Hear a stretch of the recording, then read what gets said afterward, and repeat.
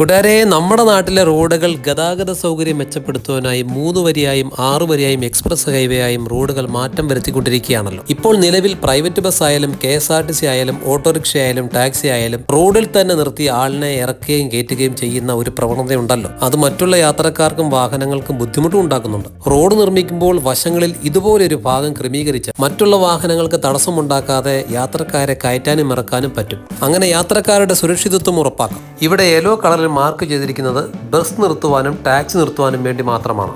ഇവിടെ ഒരു public transport bus എങ്ങനെയാണ് യാത്രക്കാർക്ക് വേണ്ടി സ്റ്റോപ്പിൽ നിർത്തുന്നത് എന്ന് നമുക്ക് കാണാം. വളരെ തിരക്കുള്ള ഹൈവേയുടെ സൈഡിലുള്ള ഒരു ബസ് സ്റ്റോപ്പാണ് നമ്മൾ കണ്ടുകൊണ്ടിരിക്കുന്നത്. വളരെ സമാധാനത്തോടു കൂടി ആ ബസ്സിൽ വന്ന ആളുകൾ അവിടെ ഇറങ്ങുന്നു, തിരിച്ച് ആ ബസ്സിലേക്ക് ആളുകൾ കയറുന്നു. വളരെ സമാധാനത്തോടു കൂടി ആ ബസ് അവിടെ നിർത്തിയിട്ടിരിക്കുന്നു. കാരണം പുറകിൽ നിന്ന് വരുന്ന വാഹനം സുരക്ഷിതമായി കടന്നു പോയതിനു ശേഷം മാത്രമേ ഈ വാഹനം നിരത്തിലേക്ക് ഇറങ്ങുകയുള്ളൂ. പുറകിൽ നിന്നുള്ള വാഹനം ഇല്ല എന്ന് ഉറപ്പുവരുത്തി ഇൻഡിക്കേറ്റർ ഇട്ടതിന് ശേഷം മാത്രമേ വാഹനം നിരത്തിലേക്ക് ഇറക്കി ഓടിക്കാൻ പറ്റൂ. അതാണ് ഈ രാജ്യത്തിൻ്റെ നിയമം. ഇങ്ങനെയുള്ള സുരക്ഷാ മാനദണ്ഡങ്ങൾ പാലിച്ച് വാഹനം ഓടിക്കുന്നത് കൊണ്ടാണ് ഈ രാജ്യത്ത് അപകടങ്ങൾ ഉണ്ടാകാത്തത്. നമ്മുടെ നാട്ടിൽ വാഹനങ്ങളുടെ എണ്ണം നിരന്തരം കൂടിക്കൊണ്ടേയിരിക്കുന്നു. ഇതുപോലെയുള്ള സംവിധാനങ്ങൾ നമ്മുടെ നാട്ടിലും വരട്ടെ എന്ന് ആശംസിക്കുന്നു.